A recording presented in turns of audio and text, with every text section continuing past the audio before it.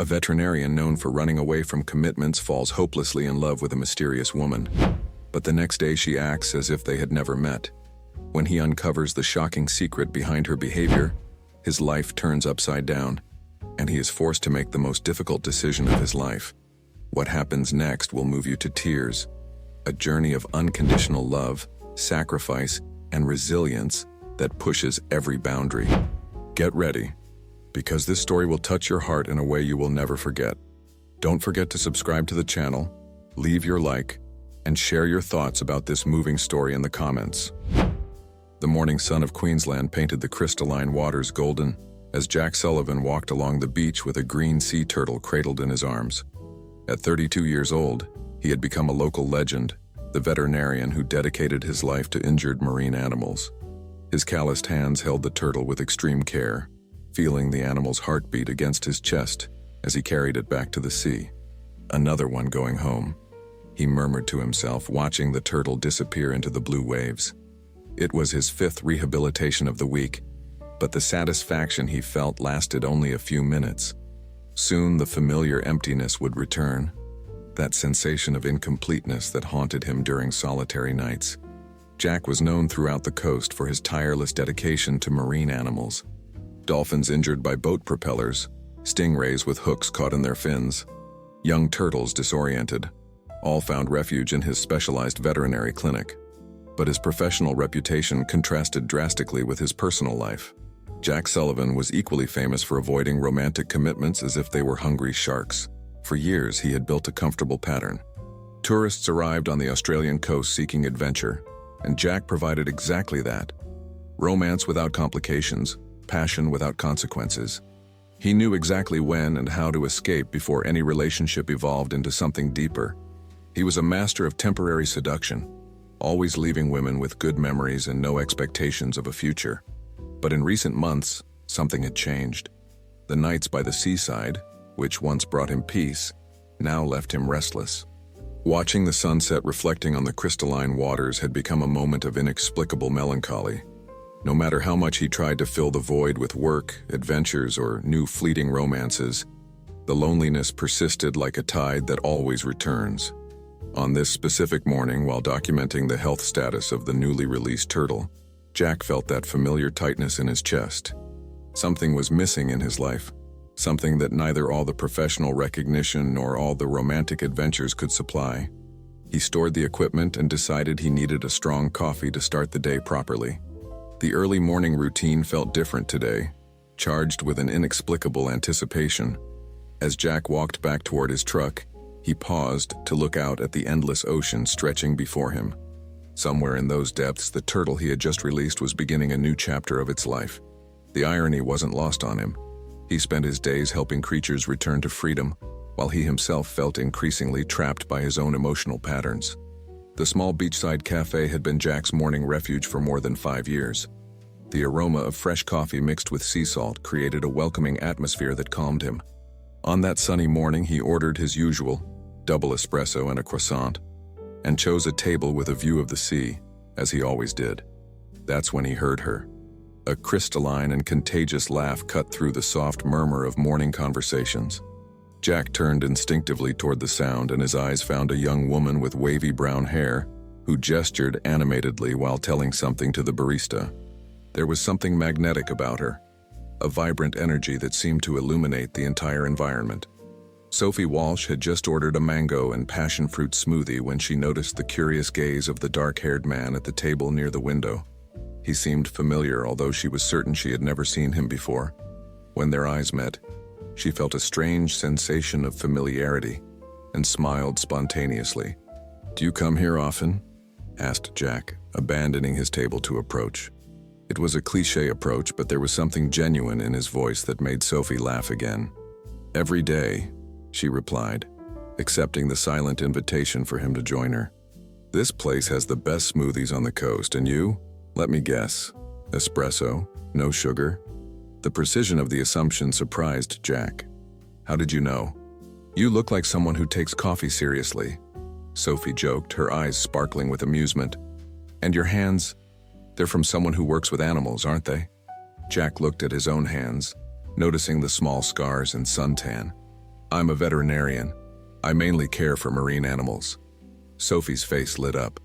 What incredible work. I bet you have fascinating stories to tell. What began as casual conversation transformed into hours of intense exchange. Sophie talked about her passion for art, her frustrated attempts to paint the movement of waves, and how she loved watching pelicans dive into the sea at dusk.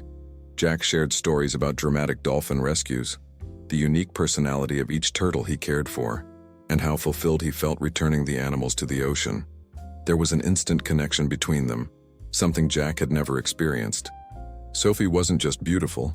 She was intelligent, funny, and had a unique perspective on life that completely fascinated him. She spoke with genuine passion that made her eyes shine, and Jack found himself lost in that brightness. "You're different," Sophie said suddenly, studying his face with curiosity. "Most men I meet here are, how can I say, predictable. You seem to have depth." The observation hit Jack in an unexpected way. For the first time in years, someone had seen beyond his facade of uncommitted bachelor. "Maybe you're the first person to really pay attention," he responded, surprising himself with his own honesty. The conversation flowed effortlessly from topic to topic. Sophie described her struggles with capturing the essence of ocean waves in her paintings, how the constant motion seemed to mock her attempts to freeze it in time. Jack found himself sharing vulnerabilities he typically kept buried, his fear that his work, while meaningful, wasn't making enough of a difference in the face of environmental destruction. "Sometimes I save a turtle," he admitted, "and I know there are hundreds more out there struggling because of pollution or climate change. It feels like trying to empty the ocean with a teaspoon." Sophie leaned forward, her expression earnest. "But that one turtle you saved, its life is completely changed. You can't measure impact by scale alone. Sometimes the most important changes happen one life at a time." Her words struck him deeply. Most people praised his work in generic terms, but Sophie understood the weight of individual impact in a way that revealed remarkable emotional intelligence. When they finally said goodbye in the late afternoon, Jack felt something he hadn't experienced in a long time, the genuine desire to see someone again. It wasn't just physical attraction or passing curiosity. It was something deeper, more frightening, and completely new for him. Jack woke the next morning with a strange sense of expectation. For the first time in years, he could barely concentrate on work. His hands trembled slightly as he examined a dolphin calf with an injured fin, and he had to force himself to maintain professional focus. His mind kept returning to Sophie, her smile, her laugh, the way her eyes lit up when she talked about art. At 9 o'clock sharp, Jack was back at the cafe, anxious as a teenager on a first date. He ordered the same double espresso and chose a strategic table from where he could see the entrance. His fingers drummed nervously on the table as he waited. Sophie entered at exactly the same time as the day before, wearing a light blue blouse that enhanced her eyes. Jack smiled broadly and waved, expecting to see recognition spread across her face. Instead, Sophie stopped and stared at him with a completely neutral expression, as if seeing him for the first time in her life. "Excuse me," she said politely when Jack approached. "Are you confusing me with someone?" The confusion hit Jack like a punch to the stomach. "Sophie, it's me, Jack. We talked yesterday, remember? About art, about my work with marine animals." Sophie frowned, a trace of concern crossing her eyes. "I'm sorry, but I'm sure we've never met. You must be confusing me with someone else." Jack tried all the details she had shared the previous day, her passion for painting waves, her observation about pelicans, even the fact that she had guessed his taste for espresso. None of this awakened any recognition in Sophie. She looked at him with a mixture of courtesy and discomfort, as if he were a too insistent stranger. "Look, you seem like a nice person," Sophie said gently, "but we really don't know each other. Maybe it would be better if you—" "Sophie!" A masculine voice interrupted the tense conversation. A young man, tall and visibly muscular, approached quickly. He had the same eye shape as Sophie, indicating kinship. "Everything okay here?" "Hi, Ethan," Sophie responded with obvious relief. "This gentleman is confusing me with someone." Ethan studied Jack with suspicious eyes. "Dude, my sister said you don't know each other. Maybe it's time to give some space, don't you think?" The word sister hit Jack like a revelation. He observed Sophie's face more carefully, looking for signs of lies or jokes, but found only genuine confusion. There was something deeply wrong there, something that his emotional survival instincts told him to avoid. But for the first time in his life, Jack didn't want to run from a complicated situation. "Sorry," he murmured, backing away. It was a misunderstanding. But as he left the cafe, Jack couldn't stop thinking about Sophie's look. There was something there, a spark of recognition, that lasted only a fraction of a second before disappearing. It wasn't possible that he had imagined all the connection from the previous day. The conversation had been too real, the chemistry too intense to be a product of his imagination. That night, Jack could barely sleep. He relived every moment of the previous conversation, every smile, every word exchanged. There was something profoundly wrong with the situation, and he was determined to discover what it was. The mystery consumed him in a way that no professional challenge ever had. For 3 consecutive days, Jack returned to the cafe, always at the same time. And for 3 days, Sophie treated him like a complete stranger. Frustration grew within him like a high tide, but so did his determination. There was something about the way Ethan appeared quickly whenever Jack tried to talk to Sophie, something about the protective way he positioned himself between them that awakened Jack's investigative curiosity. On the 4th day, Jack decided to change strategy. Instead of going directly to the cafe, he positioned himself on a nearby bench and observed. Sophie arrived punctually at 9 o'clock, ordered the same mango and passion fruit smoothie, and sat at the same table near the window. 10 minutes later, Ethan appeared, apparently by coincidence, and joined her. Jack observed the interaction between the siblings with growing interest. There was something rehearsed in their movements, as if they were following a carefully planned script. Ethan seemed to be constantly alert, his eyes scanning the environment like a disguised bodyguard. Determined to get answers, Jack discreetly followed when the two left the cafe. They walked to a cozy single-story house just 2 blocks from the beach, with a well-maintained garden and a porch that offered a partial view of the ocean. Jack observed from afar while an older man, presumably the father, came out to greet Sophie with a warm and protective embrace. "Welcome home, dear," he heard the man say, his voice loaded with almost reverent care. There was something strangely formal about the greeting, as if it were the first time they had seen each other after a long absence. Although Jack was certain Sophie lived there, the entire family seemed to be participating in some kind of elaborate performance. That afternoon, Jack decided to seek information at the town's veterinary clinic. Dr. Margaret Chen, a colleague who knew all the local gossip, was organizing medications when he arrived. "Margaret," Jack said casually, "do you know the Walsh family? They live near the beach, have a daughter named Sophie?" Margaret's face immediately stiffened. "Jack, you shouldn't get involved with that situation. It's complicated." "What kind of complicated?" Margaret hesitated, clearly uncomfortable. "Sophie suffered a serious accident more than a year ago. Car accident. She has memory problems." The words hit Jack like lightning. Suddenly, everything began to make sense. The genuine confusion in Sophie's eyes, Ethan's constant vigilance, the family's overprotective behavior.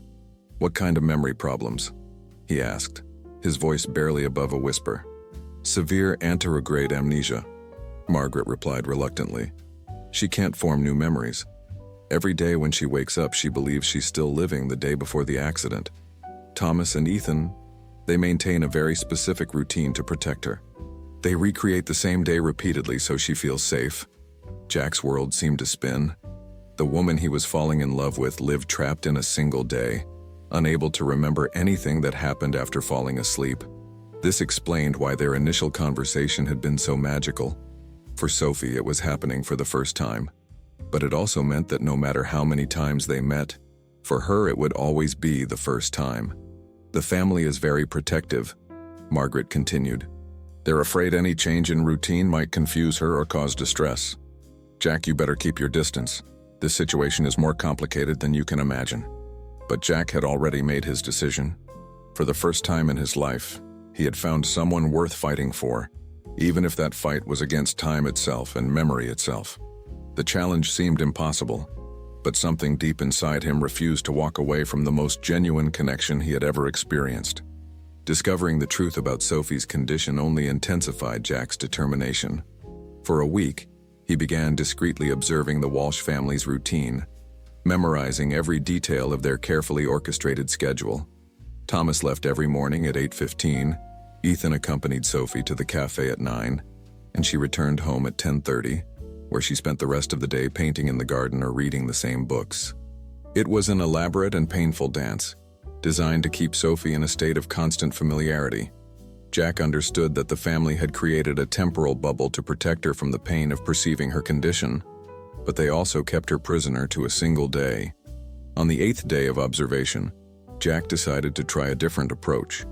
Instead of going to the cafe, he appeared at the veterinary clinic, carrying a baby green turtle with a bandaged flipper. "Sophie," he said when she passed by the clinic during her morning walk with Ethan, "would you like to meet my special patient?" Sophie's natural curiosity overcame Ethan's suspicion.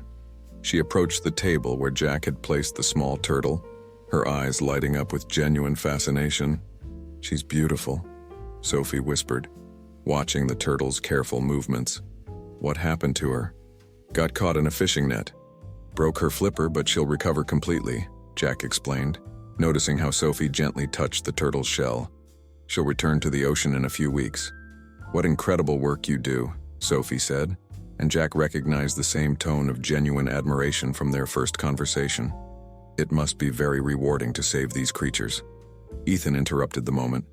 "Sophie, Dad is waiting at home. We have to go." During the following days, Jack refined his strategy. He began appearing coincidentally in places Sophie frequented, always with a new story about an animal he was caring for, or an interesting fact about local marine life. Each encounter needed to be unique and memorable enough to capture her attention in the short time they had. Some days he brought photographs of turtles being released back to the sea. Other days he shared funny stories about mischievous dolphins that caused confusion at the clinic. On one memorable occasion, he brought a hermit crab that had been his patient, allowing Sophie to observe it closely while he explained the creature's unique biology. With each encounter, Jack perceived the same spark in Sophie's eyes: curiosity, interest, and something deeper that seemed to awaken in her with each conversation. But he also noticed Ethan's growing irritation, who was beginning to recognize him as a threat to the family's carefully maintained stability. "Dude, you need to stop this," Ethan said one day, confronting Jack after Sophie had left. "You don't understand her situation." "I understand better than you imagine," Jack replied calmly. "And I understand that she deserves more than a life in infinite loop." "You don't know what you're talking about. You're playing with someone very fragile's mind." "I'm trying to connect with someone extraordinary," Jack retorted. "Her condition doesn't change the fact that she's an incredible person." The tension between the two men grew each day, creating a charged atmosphere whenever they encountered each other. Ethan saw Jack as a threat to Sophie's emotional security, while Jack saw the family as a well-intentioned prison that prevented Sophie from living a full life. The conflict was becoming inevitable, but Jack's determination only strengthened with each passing day. Thomas Walsh was a man who had built his entire life around protecting his daughter. Since the accident, every decision he made was filtered through one simple question: will this help or harm Sophie? When he began noticing Jack Sullivan's constant presence around his daughter, every paternal instinct went on maximum alert. "Ethan told me about this veterinarian," Thomas said one morning while preparing the breakfast Sophie would have every day: toast with strawberry jam and fresh orange juice. "He's becoming a problem." "Dad, you should see him," Ethan replied, involuntarily flexing his muscles while speaking. "The guy doesn't give up. He shows up everywhere Sophie goes, always with some excuse about marine animals. It's kind of scary, actually." Thomas stopped spreading butter on the toast. "Scary how?" "Not scary like stalker scary," Ethan quickly corrected himself. "More like too persistent.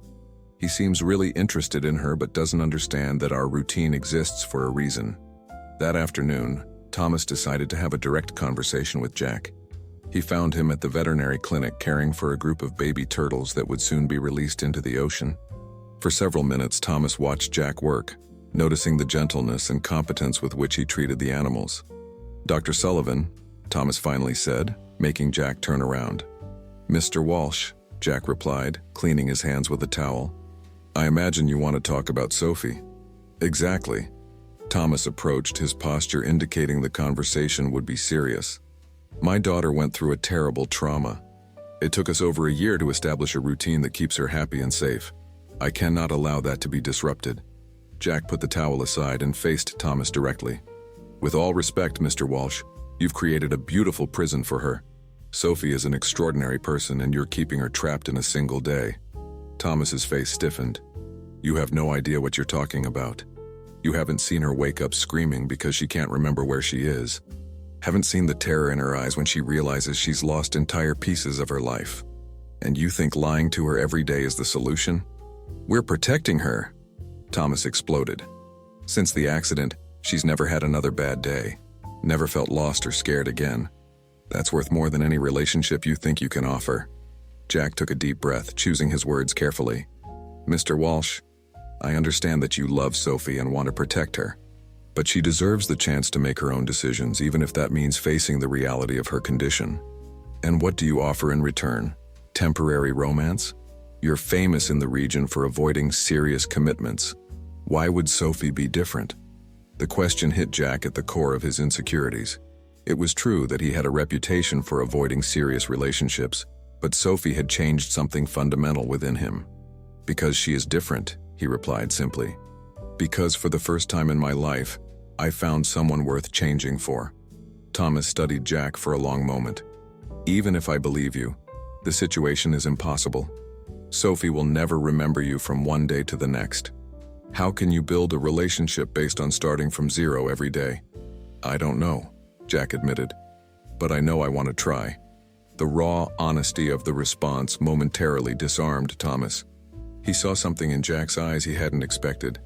Not just desire or passion, but a deep determination and acceptance of the difficulties that awaited them. If you really care about her, Thomas said finally, then keep your distance. Our routine works. Sophie is happy. Don't complicate things. But Jack had already perceived something the Walsh family didn't want to admit.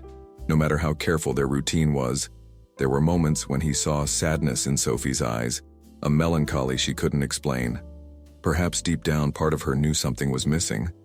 The challenge was immense, but Jack had never been one to back down from something truly important. After weeks of fragmented encounters and conversations Sophie could never remember, Jack had an epiphany. He was at his clinic, editing an educational video about sea turtle care, when the idea hit him like lightning. If Sophie couldn't form new memories, perhaps he could create an external memory for her. Jack spent the entire night working on the project. Using his professional camera and all his editing skills, he created a 20-minute video specifically for Sophie. It began with gentle images of the ocean at dawn, accompanied by his calm and reassuring voice. Hi, Sophie. My name is Jack Sullivan, and if you're watching this video, it means you need to know some important things about your life. He explained about the car accident, about her memory condition, about the protective routine her family had created. But instead of focusing only on clinical aspects, Jack told the story of how they met.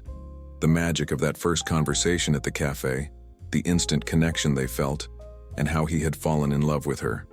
I know this must be scary to hear, Jack continued in the video, but I want you to know you're not alone. Your family loves you unconditionally, and I fell in love with your intelligence, your humor, your unique perspective on life.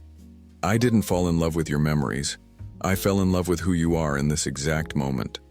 The video included photographs Jack had secretly taken during their encounters. Sophie smiling while observing a turtle, her eyes shining when he explained about dolphins, her delicate hands gently touching a hermit crab. Each image captured moments of genuine joy and curiosity that transcended her condition. I'm not asking you to trust me immediately, Jack said, looking directly at the camera.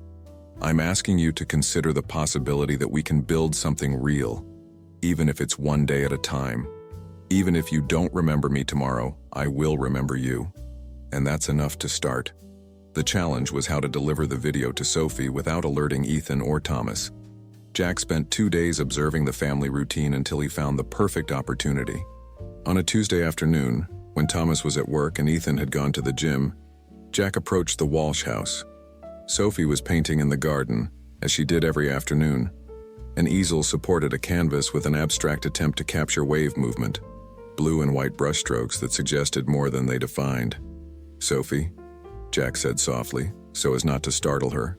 She turned, showing the same look of polite confusion he knew well. "Can I help you?" "My name is Jack. I know this will sound strange, but I need you to watch something. Afterwards, if you want me to leave and never come back, I'll do that." There was something in the sincerity of his voice that made Sophie put down her brush. "What do you want to show me?" Jack extended a tablet with the video loaded. "Just 20 minutes of your life. If you decide you don't want to know more, I'll disappear forever." Sophie hesitated, but curiosity overcame caution. She took the tablet and Jack respectfully stepped away, giving her space to watch alone. For 20 minutes he observed the expressions changing on her face. Initial confusion, then shock, tears, and finally something he recognized as understanding. When the video ended, Sophie remained silent for a long time, staring at the dark screen. Finally, she raised her eyes to Jack with a completely different expression from all the other times they had met. "Is this real?" she asked, her voice barely above a whisper. "Every word," Jack replied. "And you come back every day knowing I won't remember you?" "Yes." Sophie closed her eyes, absorbing the magnitude of the revelation. When she opened them again, there was a new determination in them. "Then we need to talk." The video had changed everything. For the first time since the accident, Sophie was confronting the complete reality of her condition, and with it, the possibility of something she had thought lost forever: genuine choice about her own life. The impact of the video on Sophie was both transformative and devastating. For the first time since the accident, she faced the complete reality of her condition. It wasn't just confusing fragments or strange feelings of déjà vu. It was the raw and complete truth about her fragmented life. "Every morning I woke up thinking it was Tuesday," Sophie said, sitting next to Jack on the garden bench. "Tuesday, March 15th, the day before the accident. And every morning for over a year, my family staged the same play to keep me on that day." Jack watched the silent tears rolling down her face. "They did it out of love. They wanted to protect you from the pain." "I know," Sophie murmured, "and part of me understands why. But Jack, you have no idea what it's like to discover your entire life is a well-intentioned lie. How many days did I lose? How many experiences, people, moments?" The anguish in her voice broke Jack's heart. He reached out, hesitating before gently touching hers. "You didn't lose everything. You're still you. Intelligent, funny, compassionate. Your personality, your tastes, your artistic talent, none of that changed." Sophie looked at their intertwined hands. "But how can I build something with you when I know that tomorrow morning I'll forget this entire conversation? How can I trust feelings I won't be able to remember?" It was the question Jack had asked himself countless times, but now, looking into Sophie's eyes, the answer seemed clear. Because feelings don't only come from memory, they come from who you are in the present. And in the present right now, there's something real between us. During the following hours, Jack and Sophie talked like they had never talked before, without the pressure of pretending they knew each other or the frustration of starting from scratch. They explored deeper thoughts about life, love, and what it really means to know someone. "You know what's ironic?" Sophie said as the sun began to set. "My whole life I worried so much about the future, with plans, with what would happen next. And now I only have the present. Maybe there's a lesson in that." Jack smiled for the first time in weeks. "You're extraordinary, Sophie Walsh. Your condition didn't change that, it just made it more obvious." When Ethan came home from the gym and found Jack in the garden talking to Sophie, the explosion was immediate and predictable. "What the hell are you doing here?" he roared, his muscles tense as he approached. "Sophie, come inside now." "Ethan, wait," Sophie said, standing up calmly. "I know about my condition. I know about the accident." Ethan's face paled. "What? How did you—" "Jack showed me a video explaining everything," Sophie continued, her voice firm despite the tears in her eyes. "And I need you to know I'm not angry. I understand why you did it, but I also need you to understand that I can't live in denial anymore." Thomas's arrival interrupted the tense conversation. He quickly assessed the situation. Jack in the garden, Sophie visibly shaken, Ethan furious and protective. "What happened here?" Thomas asked with forced calm. "Dad," Sophie said before anyone else could respond, "I know the truth. About my memory, about the accident, about you recreating the same day repeatedly. And we need to talk about this." The family conversation that followed was one of the most difficult Thomas Walsh had ever faced. Sitting in the living room, with Sophie firmly holding Jack's hand, he saw his daughter in a completely new way. Not as the fragile victim who needed protection, but as an adult woman capable of facing difficult truths. The family conversation that followed was one of the most difficult any of them had ever experienced. Sitting in the living room with Sophie holding Jack's hand firmly, Thomas saw his daughter in a completely new light, not as the fragile victim who needed to be protected, but as an adult woman capable of confronting hard truths. "Why did you never tell me?" Sophie asked, her voice controlled but loaded with emotion. Thomas sighed deeply. "At first, the doctor said your condition might improve, that forcing you to face reality could cause more trauma. So we decided to create a safe environment where you could recover without additional stress. But it's been over a year, Dad, and I haven't improved, have I?" The silence that followed was answer enough. Ethan shifted uncomfortably in his chair, his clenched fists showing how difficult it was for him to admit the truth. "The doctors said your condition is permanent," Thomas finally admitted. "But you were happy in our routine. You never seemed confused or distressed. We thought we were doing the right thing." Jack, who had remained quiet during the family conversation, finally spoke. "You did what you believed was best. But Sophie deserves the chance to live a full life, even with her limitations." "And what do you know about living with this condition?" Ethan snapped. "Will you be here when she has a bad day? When she wakes up confused and scared? Or will you run like you do with all the other women?" The accusation hit Jack at his most vulnerable point. It was true he had a history of avoiding serious commitments, but Sophie had changed something fundamental within him. "You're right about my past," Jack said calmly. "I always ran from serious relationships. But Sophie is different. She showed me there are things worth fighting for, even when it's difficult." "Pretty words," Ethan retorted. "But what does that mean in practice? How are you going to have a relationship with someone who won't remember you the next day?" "We'll figure it out together," Sophie replied before Jack could speak. "Ethan, I love you for protecting me, but I can't live in a bubble anymore. If there's a chance for me to have something real with Jack, I want to try." Thomas studied his daughter with new eyes. There was a determination in Sophie he hadn't seen since before the accident, a spark of life that had been absent during the entire year of carefully controlled routine. "Sophie," he said softly, "are you sure this is what you want? Because once we break from the routine, we can't go back. You'll have to face your condition every day." "I know, Dad, and I'm scared. But I'm also tired of living the same day repeatedly. Maybe it's time to truly live in the present." In the days that followed, the Walsh family went through a painful but necessary transformation. Thomas had to accept that his daughter had grown beyond the protection he could offer.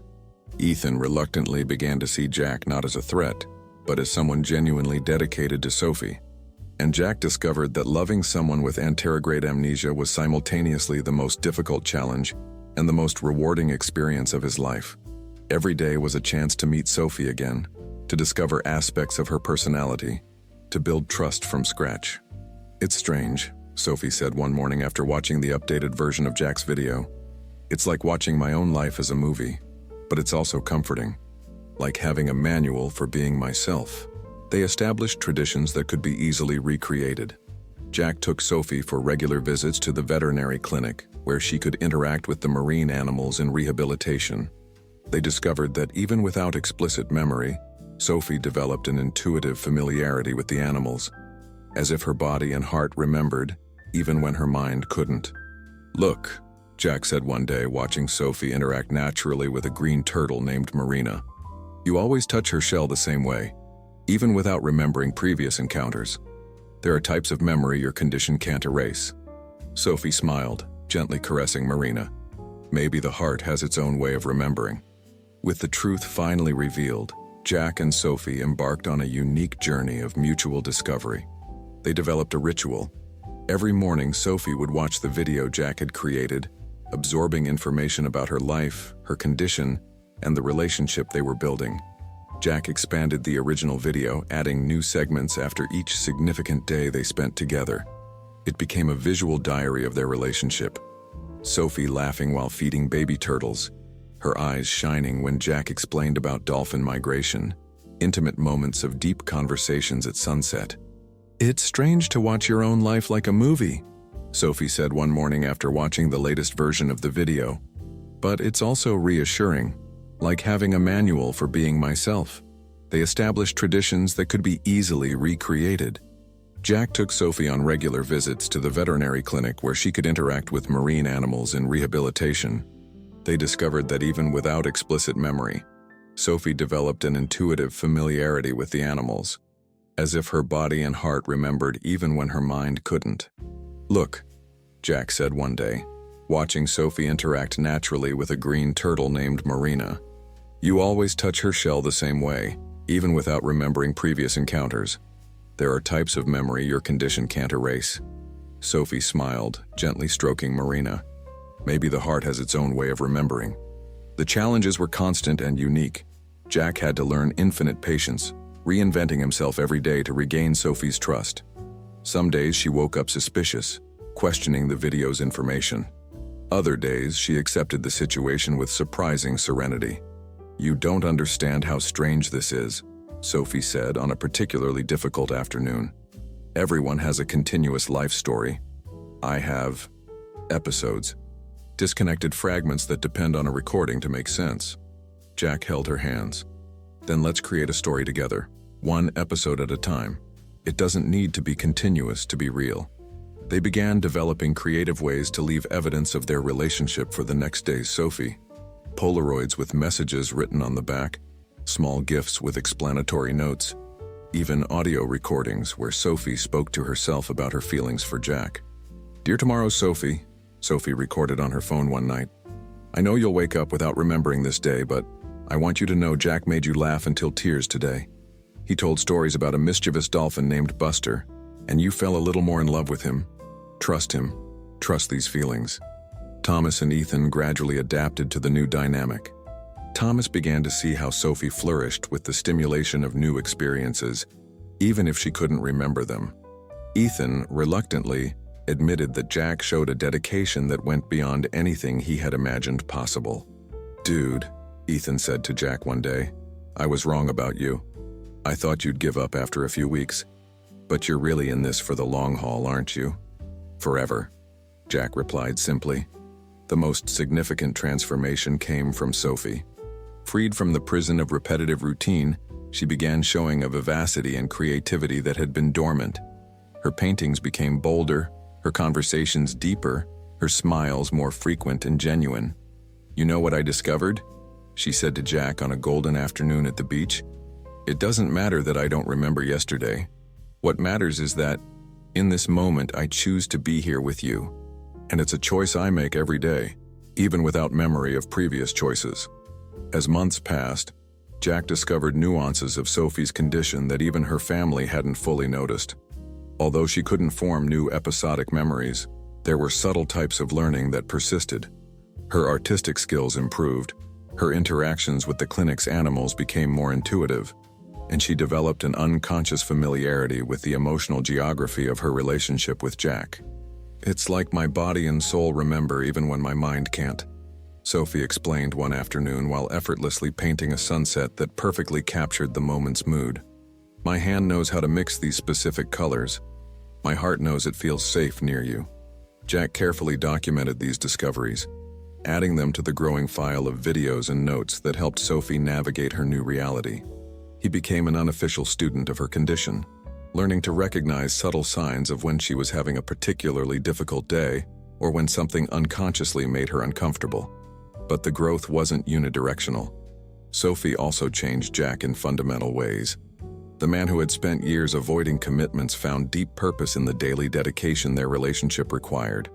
He discovered a patience he never knew he possessed and a capacity for love that went beyond his own expectations.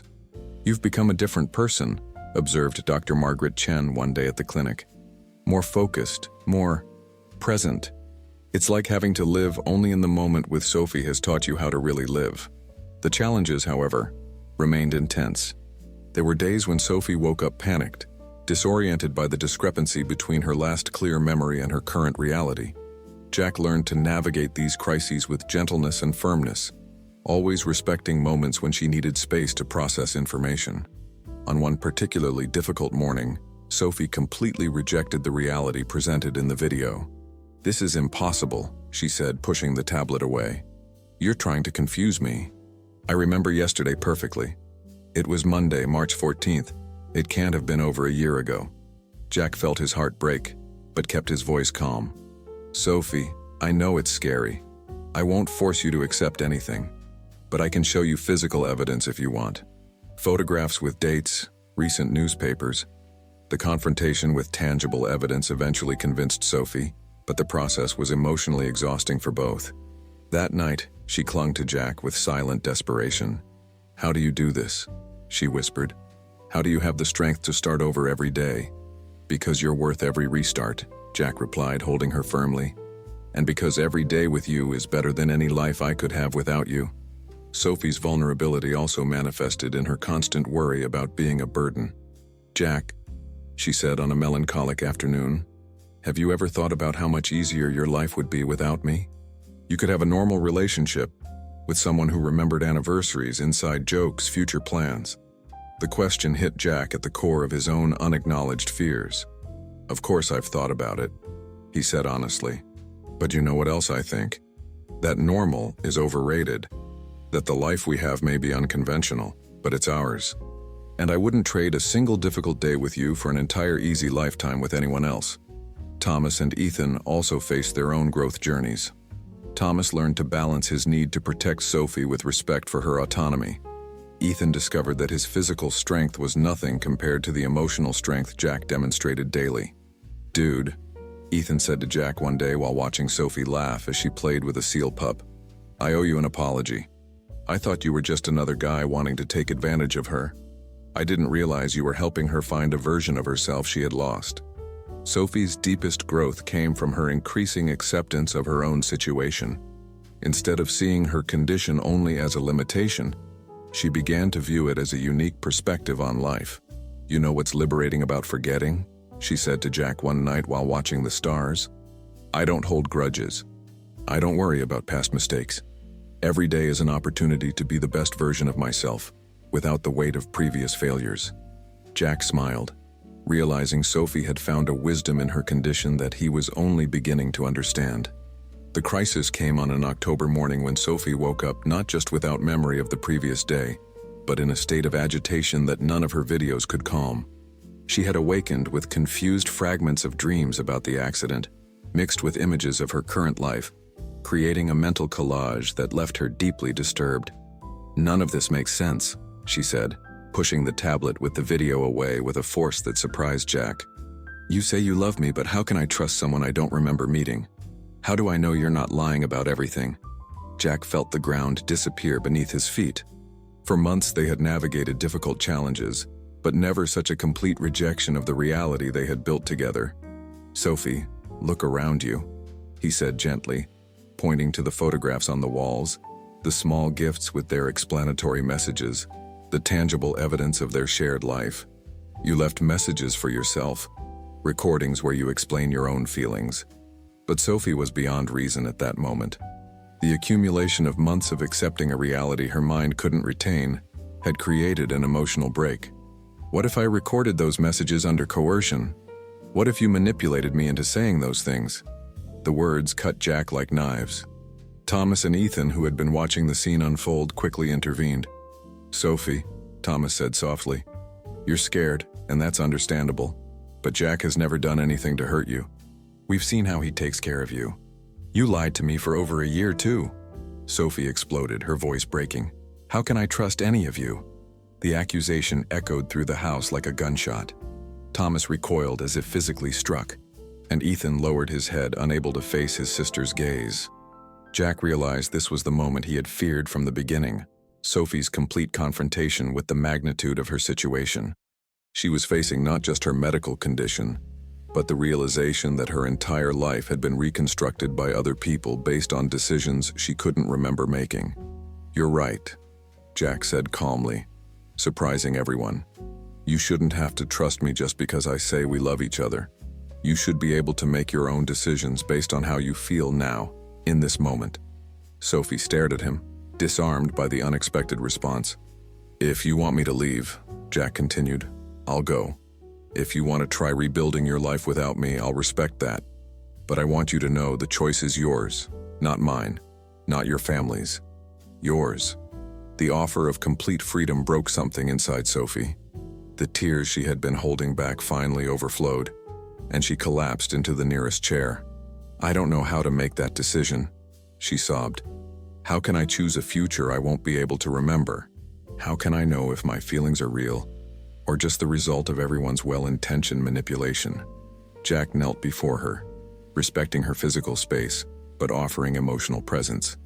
Your feelings are real because you're feeling them now. It doesn't matter how you got to them.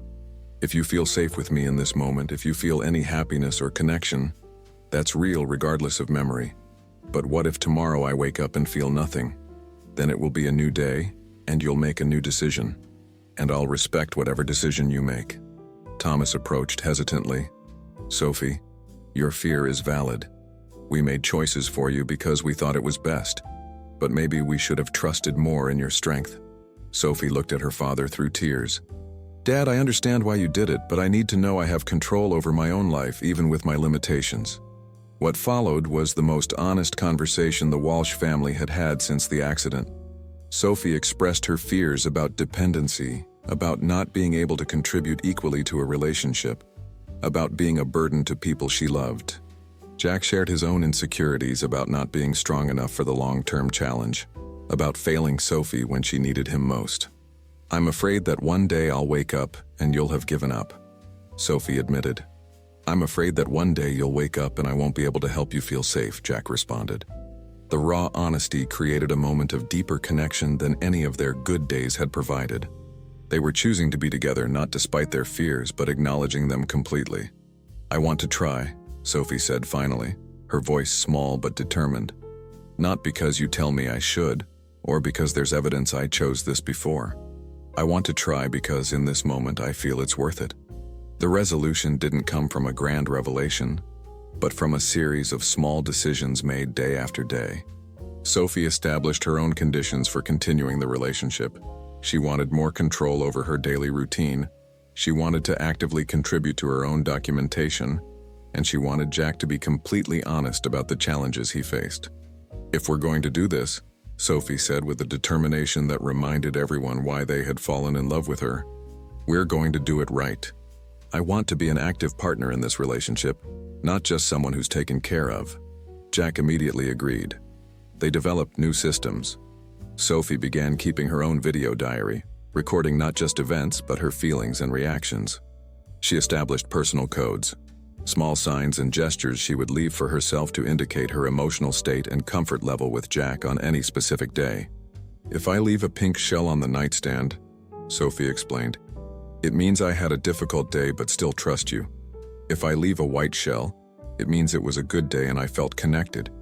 If there's no shell at all, well, it means I need space. The system worked better than anyone had expected. Sophie felt empowered by having control over her own narrative, and Jack appreciated having clear indicators of how to approach each day. Thomas and Ethan also made their peace with the new dynamic. Thomas began including Sophie in discussions about her own life and future, treating her as the competent adult she was despite her memory limitations. Ethan, surprisingly, became one of the relationship's biggest supporters. Dude, Ethan said to Jack one day, you brought my sister back to life. Before she was safe, but also absent, you know. Now she has fire again. The biggest transformation came when Sophie began seeing her condition not as a disability, but as a unique perspective on life. She started giving informal talks at Jack's clinic about living in the present, her words deeply touching visitors who came to see the animals in rehabilitation. Most people worry so much about the past or future that they completely miss the present, Sophie would tell groups of visiting children. I don't have a choice but to live now. And you know what I discovered? Now is a very interesting place to be. Jack watched these interactions with growing admiration. Sophie had transformed her greatest weakness into her greatest strength. finding meaning and purpose in her unique condition. The definitive final moment came 6 months after the crisis. Jack received a job offer at a prestigious marine reserve in New Zealand, the career opportunity he had dreamed of years earlier. It was exactly the kind of chance that in the past would make him pack his things and leave without looking back. When he told Sophie about the opportunity, she was quiet for a long moment. "It's an incredible opportunity," she said finally. "You should accept it." "Sophie." "No," she interrupted gently. "Jack, you've given up a lot for me. I can't be the reason you lose the chance to fulfill your dreams." Jack held her hands. "My dreams have changed. They include you now. But what if one day you regret it? What if one day you wake up and realize you sacrificed too much?" Jack smiled, remembering a similar conversation they had had months earlier, but in inverted context. "Sophie, you taught me that real life happens in the present. And in the present, I choose to stay here with you. It's not a sacrifice if it's what I really want." Sophie studied his face carefully. "Are you sure?" "I've never been more sure of anything in my life." Jack declined the job offer that same week. Instead, he and Thomas began developing plans to expand the veterinary clinic, creating an even larger rehabilitation center that could serve as a model for other regions. "You know what's funny?" Jack said to Sophie one night while watching the sunset from the porch of their new house. They had moved to a small beach house halfway between the clinic and the Walsh family home. "I spent years running from commitments because I was afraid of getting trapped. But with you, for the first time, I feel truly free." Sophie smiled, intertwining her fingers with his. "That's because freedom isn't about having no commitments. It's about choosing the right commitments." A year and a half after their first conversation at the cafe, Sophie Walsh woke up on a golden spring morning in a place that was simultaneously strange and familiar. The gentle sound of waves came through the open window, mixed with distant low voices and laughter that made her smile before she even opened her eyes completely. As always, her first clear memory was of Tuesday, March 15th, the day before the accident. But now, instead of panic or confusion, there was a tranquil curiosity about where her life had taken her. There was a familiar tablet on the nightstand next to a pink shell, a sign she had learned to recognize as indicative of a previous emotionally complex but safe day. Sophie picked up the tablet and started the video that had become her daily compass. But this time, the video began differently. Instead of the usual explanation about her condition, it started with images of a boat gently swaying in crystalline waters, decorated with tropical flowers and white ribbons. "Hi, Sophie," said her own voice in the recording. "If you're watching this specific video, it's because today is a very special day. You married Jack Sullivan yesterday." Sophie sat up in bed, her eyes widening. In the video, she herself continued speaking, radiant in a simple but elegant dress, flowers in her hair, holding Jack's hands while they exchanged vows on a boat at sunset. "I know you won't remember the ceremony," continued the Sophie in the video, "but I want you to know it was the easiest decision I've ever made. Jack isn't just someone who accepts your condition. He loves you exactly as you are. And you've built something beautiful together, one day at a time." The video showed moments from the ceremony: Thomas walking with Sophie to Jack, Ethan serving as witness with proud tears in his eyes, Dr. Margaret Chen officiating the ceremony.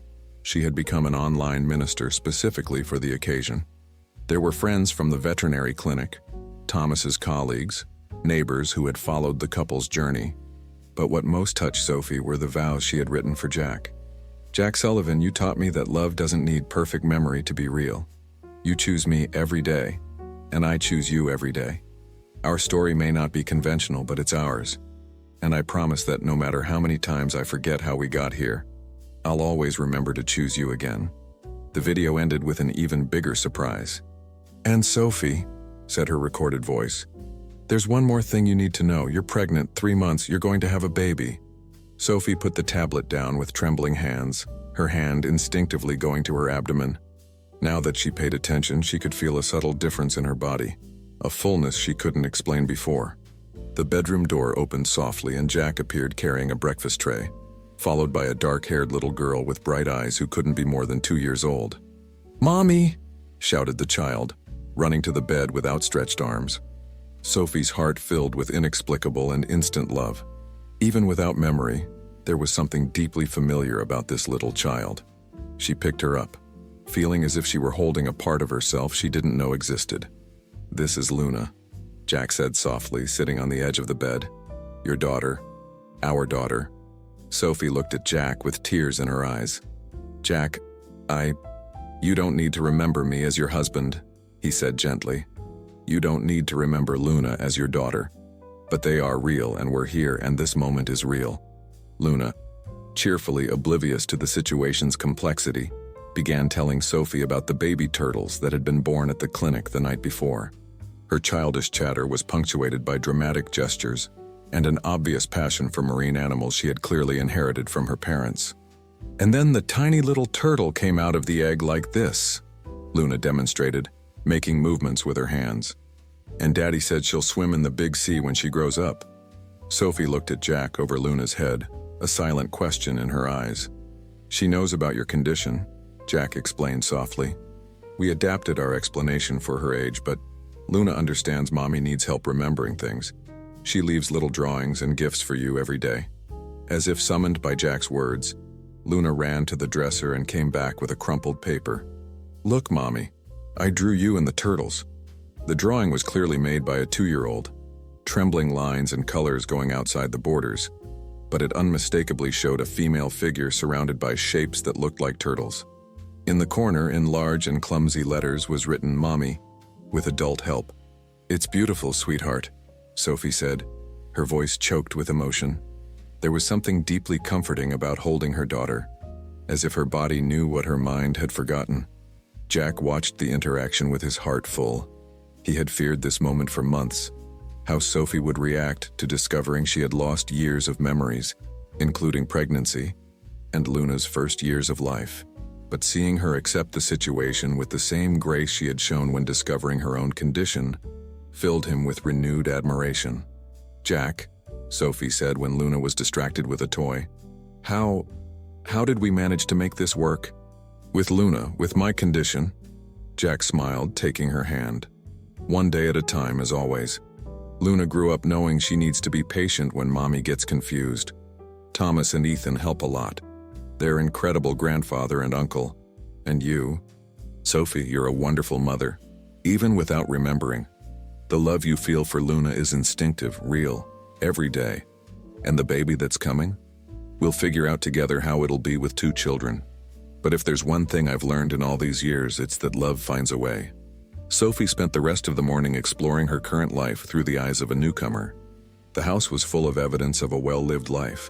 Photographs of family moments, Luna's artwork stuck to the refrigerator, Jack's diving equipment hanging on the porch, easels with Sophie's paintings showing her artistic evolution over the years. On a special shelf, she found a collection of shells organized by colors, the communication system she had developed for herself, now adapted to include messages for Luna too. "Luna helps Mommy choose the shells," Jack explained when Sophie asked. "She has an incredible instinct for knowing what kind of day you had." In the garden, they found Thomas and Ethan setting up a new swing for Luna. Both looked older, but also more serene than Sophie remembered in her last clear memories. "Grandpa Tommy is making a swing to fly to the stars," announced Luna, running into Thomas's arms. "Hi, dear," Thomas said, warmly embracing Sophie. "How are you feeling?" "Overwhelmed but happy," Sophie replied honestly. "It's strange to discover I built such a beautiful life without being able to remember building it." "You build it every day," Ethan said, interrupting his work to hug his sister. "Every day you choose to be present, to be loving, to be brave. Memory is just one way to store experiences. What's important is living them." That afternoon, Jack took Sophie and Luna to the veterinary clinic, which had transformed dramatically since her last memories. It was now an impressive complex with multiple rehabilitation pools, surgery rooms equipped with cutting-edge technology, and an educational center where families came to learn about marine conservation. "You helped to design all of this," Jack said, watching Sophie admire the facilities. "Your ideas about creating welcoming spaces for injured animals revolutionized our approach." Sophie watched Luna interact naturally with the animals, showing the same instinctive gentleness she felt but couldn't remember teaching. "She's incredible," Sophie murmured. She's a perfect mix of both of us, Jack said. She has your compassion and creativity, and maybe a bit of my stubbornness. As they walked along the beach in the late afternoon, Luna running ahead collecting shells, Sophie reflected on her extraordinary life. Jack, she said, I know I can't remember making the decision to marry you or having Luna, or any of the moments we built together. But I want you to know that if I could go back and make all those decisions again, conscious of everything I know now, I would make exactly the same choices. Jack stopped walking and pulled her into his arms, kissing her softly as the sun set over the ocean that had witnessed their entire journey. Me too, he said. Every difficult day, every restart, every moment of doubt, it was all worth it to get here. Luna ran back to them, her arms full of colorful shells. Mommy, Daddy, look what I found. A pink shell, a white one, and a golden one. Sophie knelt to examine Luna's treasures, smiling when she realized her daughter had instinctively collected the colors that represented all types of days in her system, the difficult ones, the good ones, and perhaps a new category for truly extraordinary days. They're perfect, sweetheart, Sophie said, kissing her daughter's forehead. That night after Luna fell asleep in her arms, something that, according to Jack, she always did when Sophie had a rediscovery day, Sophie recorded a new message for herself.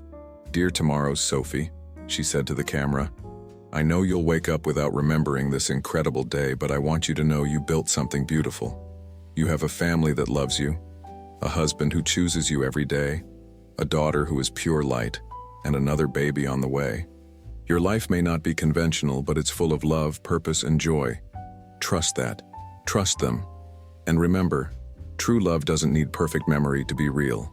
As she prepared for sleep, Sophie looked out the window at the moon-illuminated ocean. Somewhere out there, turtles Jack had healed swam free, dolphins played in the waves, and life continued its eternal course of renewal and hope.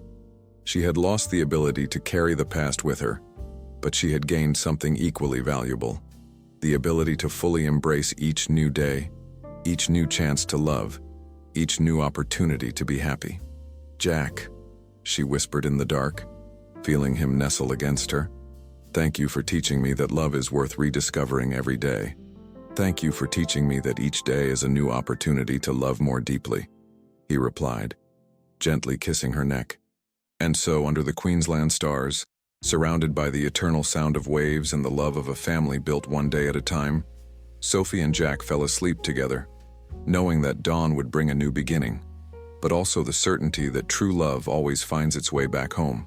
Their stories might be written in fragmented pieces in Sophie's mind, but in the heart of the family they had created, each chapter connected perfectly, forming a narrative of love, perseverance, and hope that transcended the limitations of human memory. The ocean continued its eternal rhythm, silent witness that some love stories are as deep as its waters and as enduring as its tides, always returning, always renewing, always reminding the world that true love is worth living again, day after day, forever.